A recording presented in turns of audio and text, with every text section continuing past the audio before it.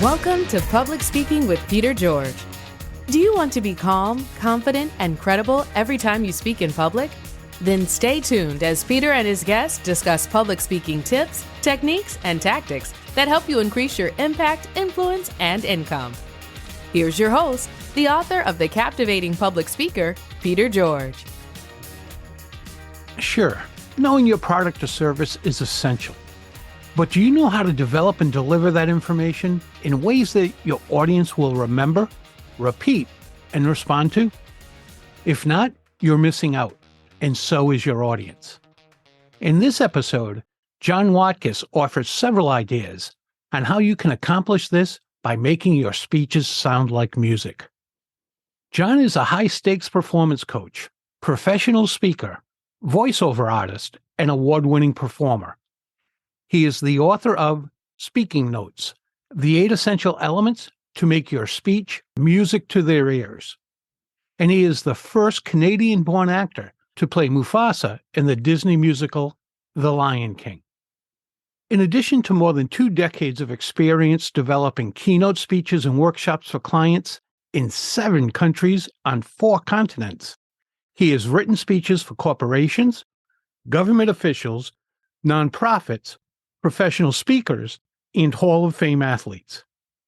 John also uses his center stage speaking method to help speakers steal the spotlight when they stand up to speak. Here's my conversation with John Watkis. Hey, John. Thanks for joining us today. Really appreciate it. Peter, thank you for having me on the show. John, how did you come up with the concept of making your talk sound like music? I wish I could say that I was brilliant and it came to me in a flash, but it did not. It was a client who I'd written a speech for. I was a speechwriter, and my client sent an email to me. This was about 2006. And she said in the email that everyone loved the speech. And then at the end of it, she said, P.S., do you play a musical instrument? Came out of nowhere. I had no idea why she had asked the question. And this was in the early days of internet, so we weren't doing Google searches back then.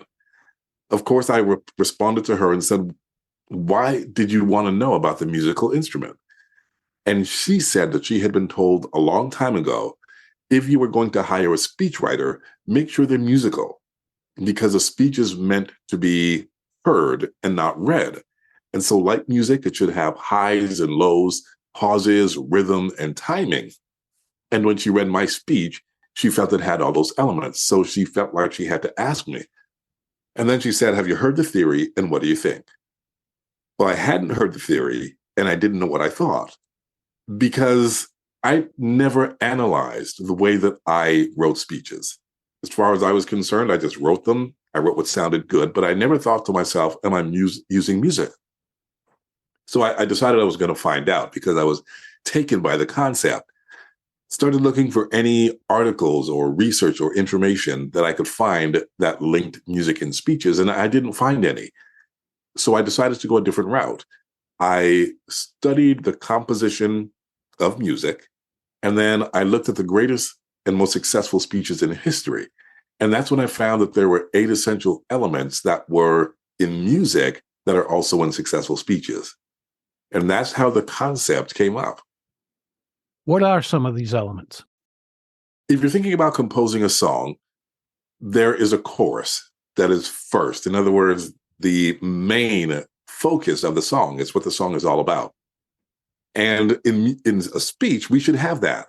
I know many times you can walk away from a speech or a talk or a presentation, and if someone says, what did they talk about? You'll say, I have no clue. You can't sum it up. It was a discombobulated mess. Well, with a speech that is successful, the chorus is there. You can say, Peter talked about making a speech successful. They know, and you can say it in one word, one phrase, or one sentence. In a song, your chorus is that central part that you keep going back to in your speech. It's also the central part that you keep going back to. In other words, you repeat it throughout. Well, that's the first element that you need to focus on. It is incredible how many clients, when I say, if you were going to say it in one sentence, what your speech was about, what would it be? And it is so hard for them to come up with that concept. They've never thought of it that way. I love that. I teach my clients to include a repeatable phrase, and the very obvious is, I have a dream. Absolutely. Whether Martin Luther King called that speech, I have a dream, it was actually two speeches, so I don't think it was named that, if named at all. But we refer to it that way. And if you say, what was that about? Well, he had a dream. And they can expound upon that dream, but it's always he has this dream. I look at it as, if I'm not there, let's say it's a corporate talk, and I say, hey, John, I couldn't show up for Bob's talk last week. What was it about?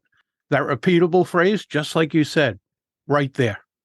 And it does come down to what you said. If you weren't there and someone asked you what it was, can they say it? That is such a key, and it's missed because speakers put in so much detail that they don't have the one chorus that they should be hitting. What's another element? Another element is a hook. And we'll go right to the I have a dream that you talked about. A hook is a part of a speech that the audience will continue to repeat. We think about music first, and then I'll link it to the speeches. If you listen to certain songs, there's a part of it that everybody sings. It's a part that everybody knows, even if they know nothing else. If you go, Sweet Caroline, ba, ba, ba, you know it's coming. Everyone's going to sing it. The hook in music, we say that it's the part that catches the ear of the listener. If you think about Give Me Liberty or Give Me Death, ask not what your country can do for you, ask what you can do for your country. These are hooks that we repeat. It's that part of the speech that we go to and we go, they said this and I really liked it. When it was Johnny Cochran during the O.J. Simpson trial that went on for weeks, it was, if the glove doesn't fit, you must acquit. Those are hooks. And this is a little bit of an advanced strategy, but there are ways that you can create hooks in your presentation. And just like with Give Me Liberty or Give Me Death, that is antithesis, where you put two words or phrases in opposition. Ask not what your country can do for you, ask what you can do for your country. That's also antithesis. I also use a lot of alliteration, which is good for hooks.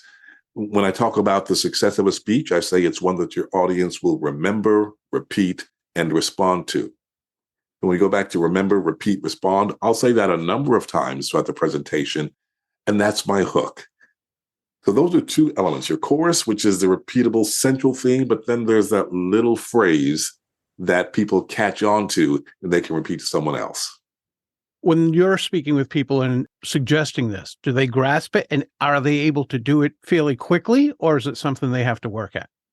They grasp it, and it's something they have to work at. This is definitely an art that you become better at with repetition. And most people haven't looked at their message that deeply to say, what do I want people to repeat? Poets, musicians tend to be able to do it more quickly because they're used to that framework. But for the average engineer or financial expert, it takes them a minute before they're able to process it. They get the concept, but putting the concept into practice is where the challenge comes in.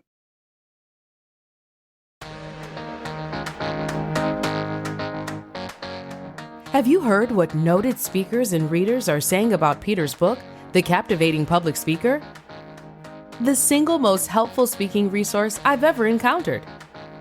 A framework that elevates you to a superb speaker. A system that is straightforward and guaranteed to improve your public speaking skills. After this episode, please use the link in the show notes to check out The Captivating Public Speaker on Amazon. Now, back to Peter and his guest. A chorus is done usually not at the beginning of a song, although some songs did have that. Can't Buy Me Love by the Beatles starts with the chorus, which is kind of unusual. So if you don't do it at the start, do you do it somewhere in the middle? Do you repeat it at the end? What do you suggest about that repeatable phrase or that chorus, if you will? I like to have the chorus repeated throughout. If you're not putting it right at the beginning, make sure that as you start to speak, it's implanted, because you want people to hear it and then for it to continue throughout so you can keep going back and connecting every main point to that chorus. Makes a lot of sense. I hear some people say that their topic or their talk isn't all that exciting. Is this something that'll help them with that? Or are there other ideas they can use to make the audience grab onto it more? I would say there are other ideas. And while this will help with structure, it doesn't help them in their excitement unless they can see the interesting angle to what they're speaking about. If you think that your presentation is boring, you are going to bore the people who listen to it. And that means you have to find out what would make it exciting.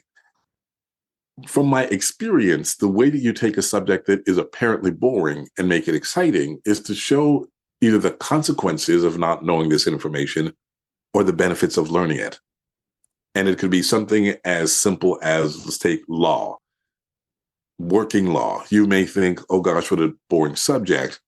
But if you're in human resources and someone didn't know a specific working law, and as a result, their company was sued for an exorbitant amount of money, then you think, oh, well, I don't want that to happen to us. I better learn this law. So there are ways you can make it interesting. And the easiest way that I have found, what's the consequence of not knowing the information? Or the people who have had that information, what have they been able to do? What success have they been able to find? And then you might think to yourself, oh, this is more important than I gave it credit for. I'm glad you picked law. When you were saying that, my mind went to accounting. I'm married to an accountant who's also an excellent speaker, and she can make accounting sound interesting. I don't know how she does it because it's just not my cup of tea, but she does it extremely well. All right, let's talk about some of the other things that you see speakers do that they might want to change. What are some of the mistakes they make along the way? And speeches. Well, I believe that you can have a skeleton or a framework of a speech that you work with, it should be flexible and adaptable for every audience. Some people will cry at the same time in every speech. They're at the same spot. It's so choreographed that it's no longer natural. Whereas you should be able to take your opening and go into an event where something happens or something has changed, and you can adjust your presentation for those changes. I give an example of the person who walks in and says to everyone, "Good morning, I can't hear you." If you do that on the morning after the big party has taken place, you're going to have instant enemies.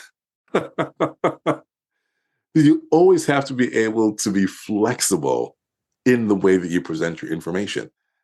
Does everyone agree with your point of view? If you're walking into a resistant audience, you can't present it the way you would to an audience that's already on board with you. You have to present in a way that makes them trust you and then also see the need to hear your point of view. So not tailoring, not adjusting to your audience is a huge mistake, and it happens far too often. You got to meet them where they are. Yes, absolutely. That's the key. You talked about an audience that might not be receptive to your message. What do you do when you come across an audience like that might be disagreeing, hostile, anywhere in between? And you're correct. It can be hostile. I've had one where I don't know that the audience was hostile, but the person in the front row was. And I knew because when I was speaking, she turned around and sat facing the back of the room. Wow. I don't know if I've ever seen that.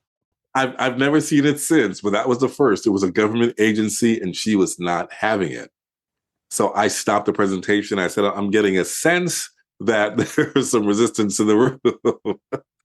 And it turned out that the people who were being trained felt that the person who created the training did it so they could say they created the training and just have checked off a box. And I believe in looking back at it, they had some very valid insights. What I have learned to do in dealing with audiences like this, if I don't have a blatant person looking around, is I will use what I call mental chess. And I developed this process when I was writing speeches. If a person is playing chess, checkers, Connect Four, You don't just think about your own moves. The key to winning that game is to think about the moves the other person might make depending on where you move your piece. You literally say to yourself, if I move my piece here, how are they going to respond? How are they going to see it? What are they going to do? You can use that exact same approach with your presentation. If I make this statement based on what they believe, how are they going to respond? What are they going to do? What are they going to say to that? And now you're no longer in your own head. You are on the other side of the chessboard trying to see it from their point of view.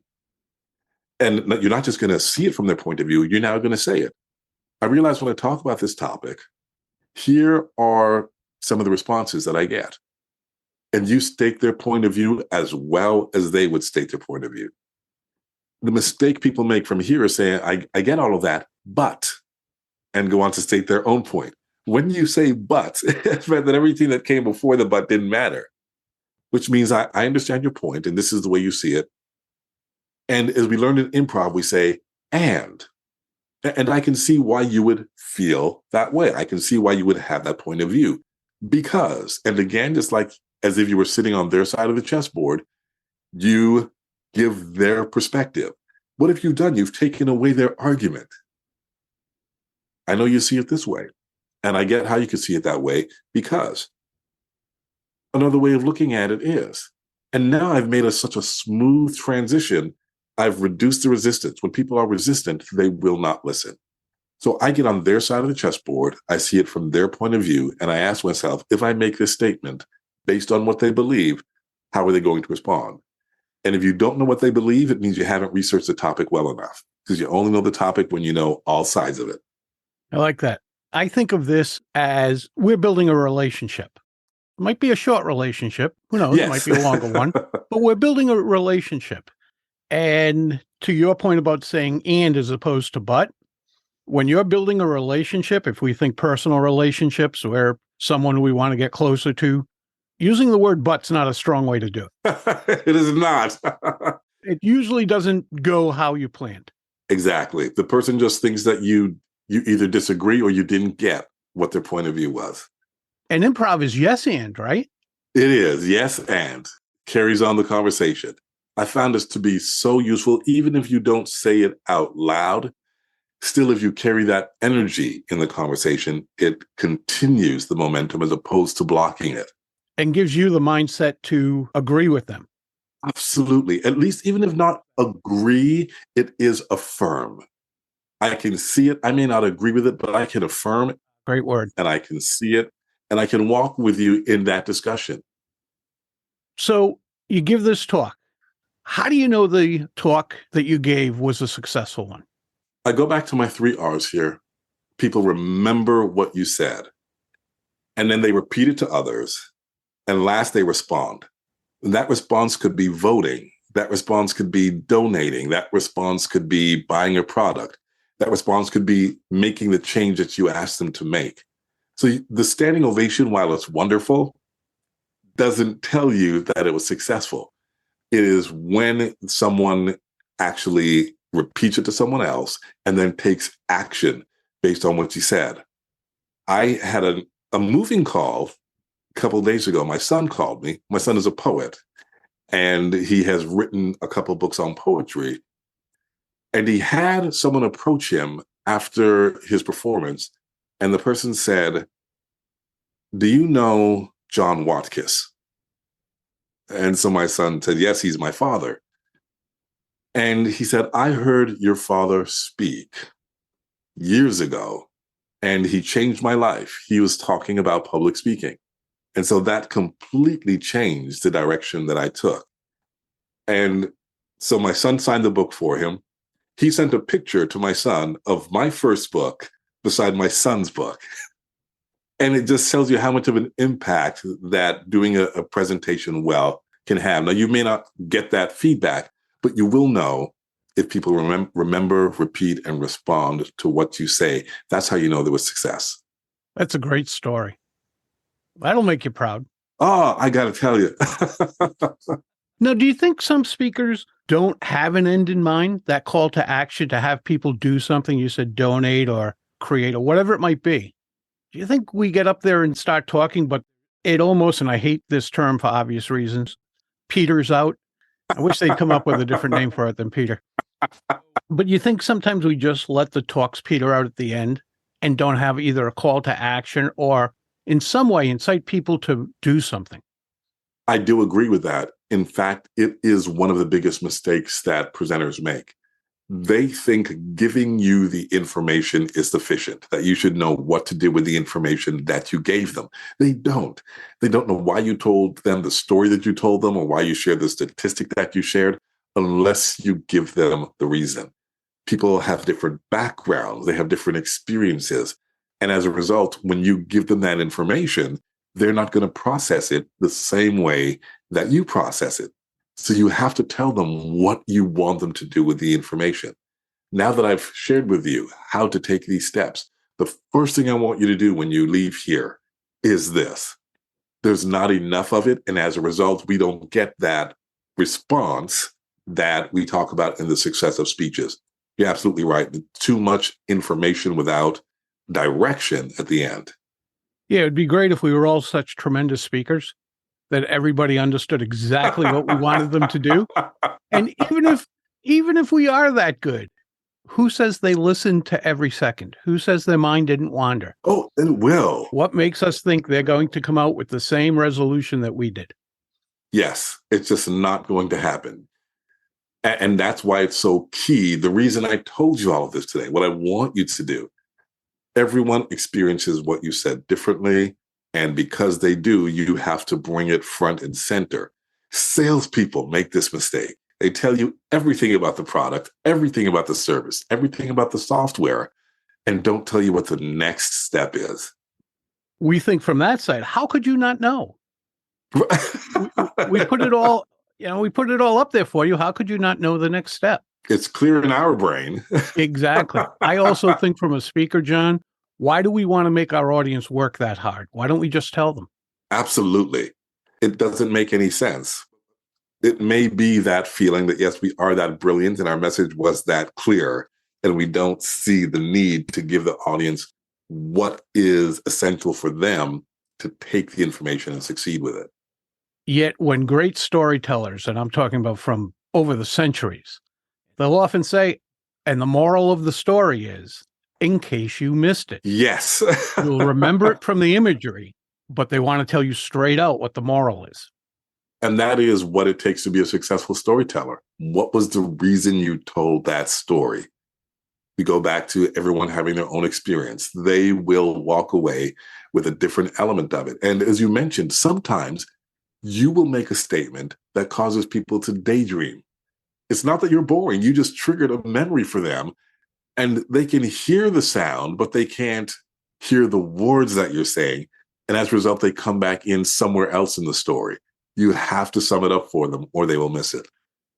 John, this has all been great. I really appreciate what you've shared. I love the idea of saying something that people remember, can repeat, react to. Where can our listeners learn more about you and how can they connect with you? The easiest place to find me is on my website, which is www.johnwatkis.com. People try and correct me on the spelling of my name. There is no N and there are not two S's. It's Watkis.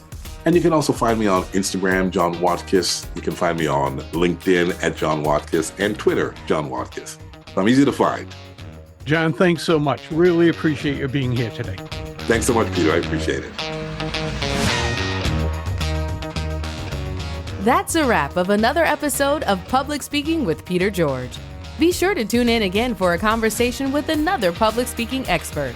And remember to use the link in the show notes to go to Amazon and check out Peter's acclaimed book, The Captivating Public Speaker.